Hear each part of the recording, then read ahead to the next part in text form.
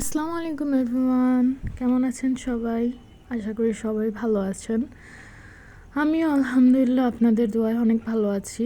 তো হঠাৎ করে আজকে আপনার ভাইয়া প্ল্যান করলো সে কি যেন একটা বানাবে, তার পার্সোনাল রেসিপি।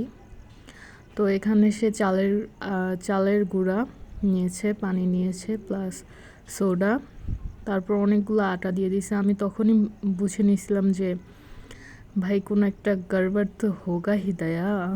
তো এখন এগুলা নিচ্ছে, তারপরে হচ্ছে পেঁয়াজ পাতা, পেঁয়াজ, কাঁচামরিচ, 2টা ডিম নিচ্ছে, হলুদ, লবণ, ওগুলো আগেই দিয়ে দিছে, আমি শ্যুট করতে পারিনি।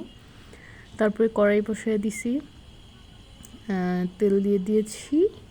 এখন এটার মধ্যে আসবে তো একটু দিয়ে দেখতেছিল যে গরম হয়েছে কিনা তেল। তারপরে মানে আমি মাঝে মাঝে অবাক হয়ে যাই যে এই লোকটা এইসব উদ্ভট রান্না কোথা থেকে নিয়ে আসে। ভাই কেমনে সম্ভব এরকম আজব আজব খাবার। তো তারপর দিয়ে দিছে একটা লম্বা করে দিছে। আমি বলছিলাম গোল গোল করে একটা একটা করে দাও, বাট তার তো আবার তর্স হয় না, সে সব কিছু তাড়াহুড়োতে করতে চায়। তো যাই হোক দিছে, ভালো কথা। তো একটু দেখতেছিলাম শক্ত শক্ত হয়েছে, বাট বেশি নরম হয়েছে, আটা বেশি দেওয়ার কারণে অনেক বেশি নরম হয়ে গেছিলো। চালের গুঁড়া বেশি দিলে ভালো হতো।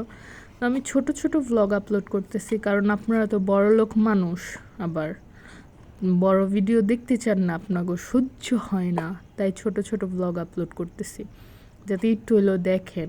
একটু সাবস্ক্রাইবও করে দিয়েন, একটু শেয়ারও করে দিয়েন, আর লাইকটা বাদ রাখবেন কেউ, ওইটাও করে দিয়েন। আপনার বন্ধু বান্ধবের সাথেও শেয়ার করে দিন। আচ্ছা ঠিক আছে, এই পর্যন্তই। আল্লাহ হাফেজ, ভালো থাকবেন। আর অনেক মজা হয়েছিল, আপনারা ট্রাই করতে পারেন। চালের গুঁড়া দিয়ে ভাই আটা দিবেন না।